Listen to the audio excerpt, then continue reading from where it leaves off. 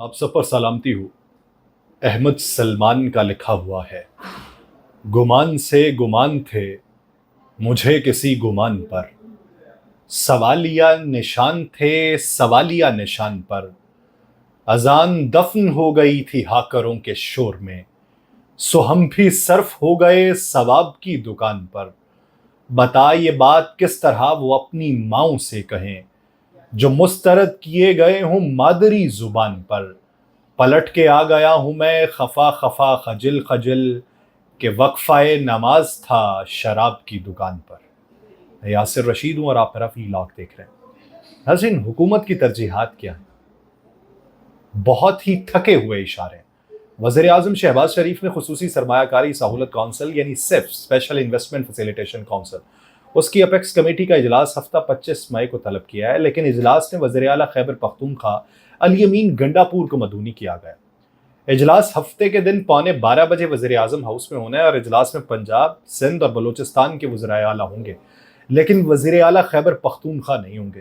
صرف کمیٹی کے اجلاس میں وزیر اطلاعات بھی ہوں گے، وزیر خزانہ بھی ہوں گے، وزیر دفاع بھی ہوں گے، وزیر منصوبہ بندی بھی ہوں گے، وزیر تجارت بھی ہوں گے، وزیر قانون و انصاف بھی ہوں گے، وزیر آبی وسائل بھی ہوں گے، نائب وزیر اعظم بھی ہوں گے، سارے ہوں گے، لیکن چاروں چیف سیکرٹریز بھی ہوں گے۔ سندھ سے آپ چیف سیکرٹری کو بلا رہے ہیں، آپ بلوچستان سے بھی بلا رہے ہیں، پنجاب سے بھی بلا رہے ہیں، ایون آپ کے پی سے بھی بلا رہے ہیں، لیکن کے پی کے وزیر اعلیٰ کو نہیں بلا رہے۔ ترجمان خیبر پختونخوا بیرسٹر سیف نے رد عمل دیتے ہوئے کہا ہے کہ شہباز شریف صاحب کی جعلی فارم 47 کی جو حکومت ہے، 47 کی حکومت خیبر پختونخوا سے تعصب کی انتہا کو پہنچ چکی ہے۔ سفس کے اجلاس میں وزیر اعلیٰ کو مدعو نہیں کیا گیا، جبکہ دیگر صوبوں کے وزرائے اعلیٰ ہیں۔ اور بیرسٹر سیف نے یہ بھی کہا ہے کہ جعلی فارم 47 حکومت ملک کو صوبائیت کی طرف دھکیل رہی ہے۔ قدرتی وسائل سے مالا مال صوبے کی قسمت کا اگر فیصلہ وزیر اعلیٰ کی غیر موجودگی میں ہوتا ہے تو کیا یہ قابل قبول ہوگا؟ خیبر پختونخوا حکومت جو ہے وہ اس اقدام کی شدید الفاظ میں مذمت کر رہی ہے۔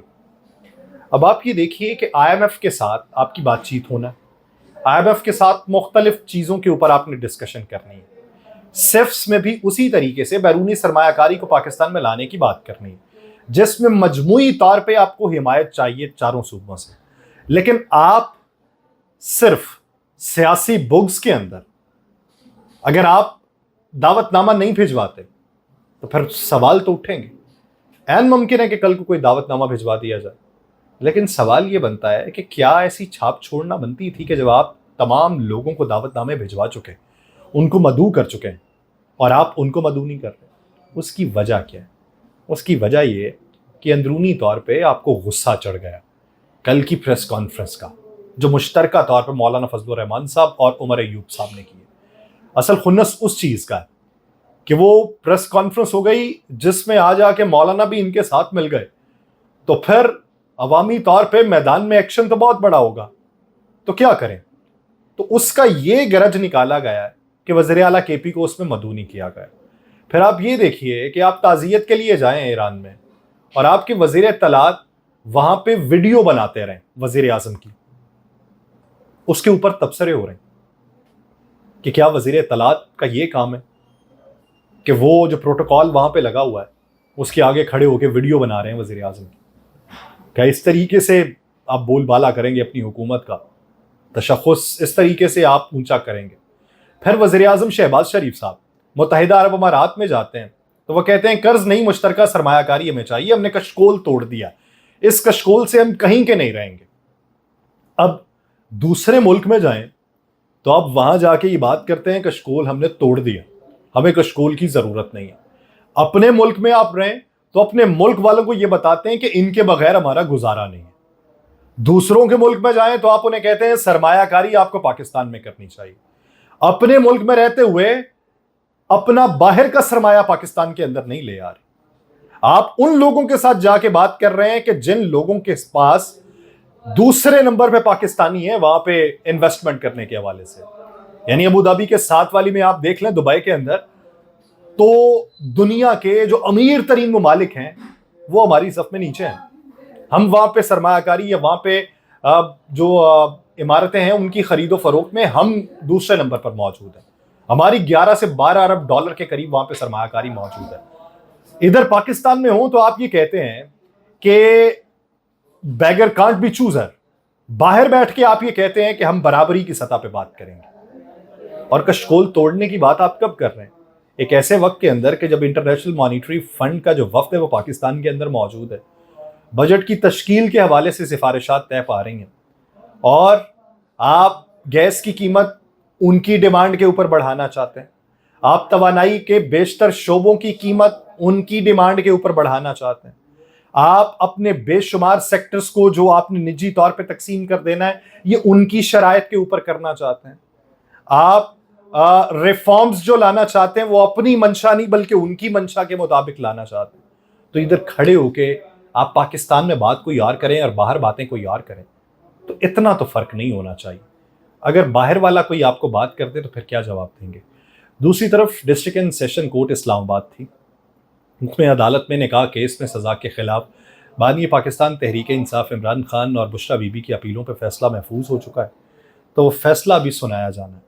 عدت میں نکاح کی کیس کی سزا کے خلاف اپیلوں پہ سماعت جو تھی وہ سیشن جج شاہ رخ ارجمن صاحب نے کی، جس میں بشرا بی بی کے وکیل عثمان گل جبکہ وکیل رضوان عباسی کے معاون عدالت میں پیش ہوئے۔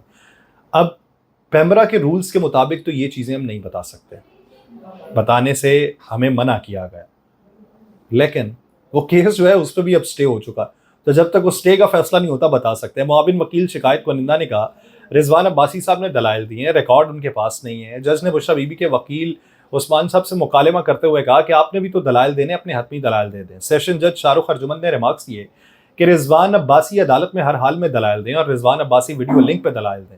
عدالت نے فریقین کے دلائل سننے کے بعد عدت میں نکاح کیس میں بانی پی ٹی آئی اور بشرا بی بی کی اپیلوں پہ فیصلہ محفوظ کر لیا ہے۔ جج شاہ رخ ارجمن صاحب نے ریمارکس دیے کہ کیس کا فیصلہ محفوظ کیا جاتا ہے، اور پھر وہ عدالت سے اٹھ کر اپنے چیمبر میں چلے گئے۔ اب یہ فیصلہ کب سنایا جائے گا؟